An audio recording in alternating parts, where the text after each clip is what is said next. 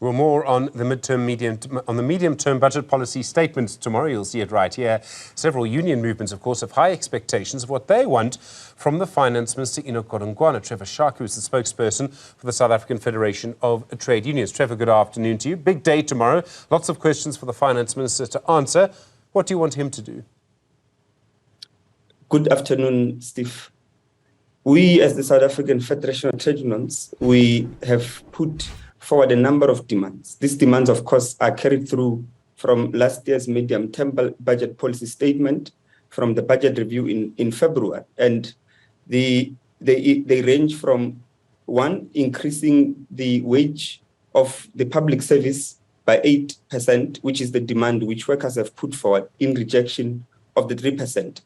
The second one is that we think they must just increase the public sector wage bill so that not only are they going to be able to afford to give workers more increases, but that they will also be able to afford to increase the headcount in the public service, because all the state departments and institutions in particular are understaffed because of the public sector wage bill, which has been halved, and because of the programs of fiscal consolidation, government has actually chipped much of that particular amount. But we also are calling on the minister to ensure that they budget much for the public service infrastructure.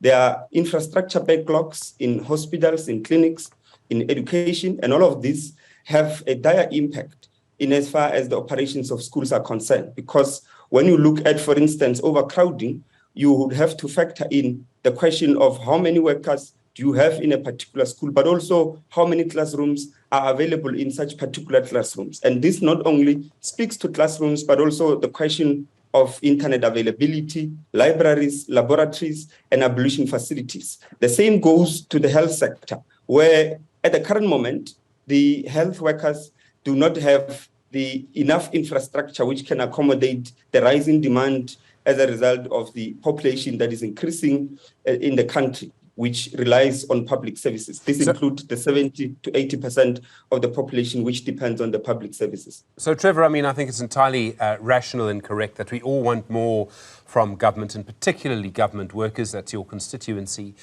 You know the question I'm going to ask. Where would the money come from, particularly if we look at our level of debt, which is very high and is increasing?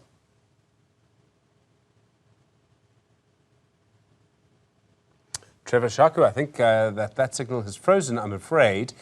Trevor, he's back with us now. Trevor, let me put the question again. I accept that you want more from government. I think everybody does. The question is, where would the money come from? Government already has a very high debt level. We think that the state does not have to depend on tax and borrowing in order to fund the expenditure. We have a monetary sovereign country in which the government has the ability to spend beyond untaxed income. So this, in our view, should enable government to be able to spend. There is absolutely no constraint that is stopping government from funding its programs. What are there and have been flagged out by the very neoliberal strategists in government and even in the IMF and the World Bank is that you have fiscal unsustainability, and therefore you've got to cut budget expenditure.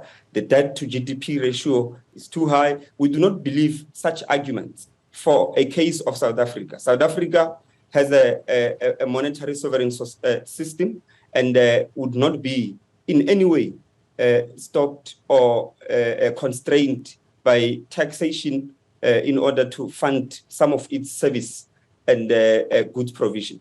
Trevor Shaku, thank you very much indeed. Spokesperson for the South African Federation of Trade Unions.